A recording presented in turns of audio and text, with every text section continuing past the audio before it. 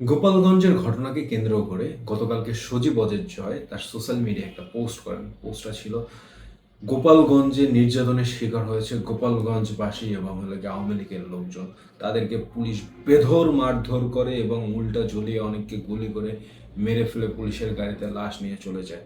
সেই ভিডিও ফাঁস হয়েছে এমন একটা ক্যাপশন দিয়ে তিনি একটা পোস্ট প্রকাশ করেন। পরবর্তীতে ফ্যাক্ট চেক থেকে দেখা যায় যে এই ভিডিওটা সম্পূর্ণ ভুয়া একটা ভিডিও। এটা ছিল গত বছর 2024 সালে গরুর হাটে একটা ছিনতাইকারী ধরা পড়ে, ওরে আমজনতা বেধড় মারার পরে পুলিশের হাতে হস্তান্তর করে পুলিশ ওরে তুইলা নিয়ে যায়। সেই ভিডিওটাকে সজীব ওদের জয় বানালেন। এটা আওয়ামী লীগের লোকজন গতকালকের গোপালগঞ্জে নির্যাতনের শিকার হয়েছেন, বেধড় মার খেয়েছেন এবং তাদের উপরে পুলিশ নির্বিচারে গুলি চালিয়েছে। এটা কোন দেশে বসবাস করে?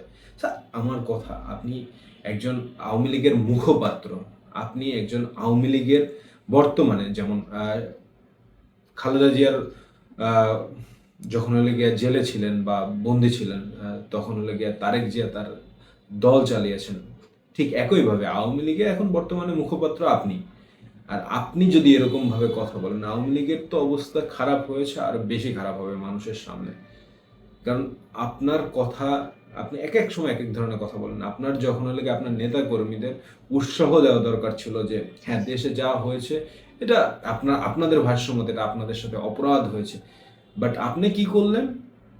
আমার মা আর রাজনীতি করবে না, দেশের মানুষ গোল্লায় যাক, আমি রাজনীতি ছাইরা দিছি, আমি শেষ, আমি আর রাজনীতি করবো না, আমার মাও রাজনীতি করবে না, আমার পরিবারও দেখবেন। আপনার নেতাকর্মীদের মনোবল কই যে যার জন্য আমি দৌড়াদৌড়ি করলাম, আমার মাঝ নৌকা দিয়া ফালায় দেয়া ধাক্কা দিয়া গেল গা পালায়া, তো এটা ভাববে না? সে এরকম আপনার তো অনেক কথাবার্তা আছে যেগুলো বিতর্কিত কথাবার্তা। আপনি তো যে কয়েকদিন আগে বিবিসির যে রেকর্ডটা বের হলো সেখানে কি বললেন যে এটা আমার মায়ের অনেক পুরানো বক্তব্য, কতক্ষণ পরে পোস্টটা ডিলিট করে দিয়ে কি বললেন, না এটা এআই দিয়ে বানানো গুজব। সো এরকম যদি আপনার কথা মুহূর্তে মুহূর্তে পরিবর্তন করেন, আপনার দলের পরিস্থিতি দিন দিন খারাপ থেকে আরো খারাপ হবে, ভালো হবে না, উন্নতি হবে না, তাই না? আপনাদের উচিত ক্ষমা চেয়ে আবার রাজনীতিতে অংশগ্রহণ করা, দেশের মানুষের কাছে ক্ষমা চাওয়া উচিত। সেটা না চেয়ে আপনারা যা করতেছেন এটা আসলে সঠিক নয়।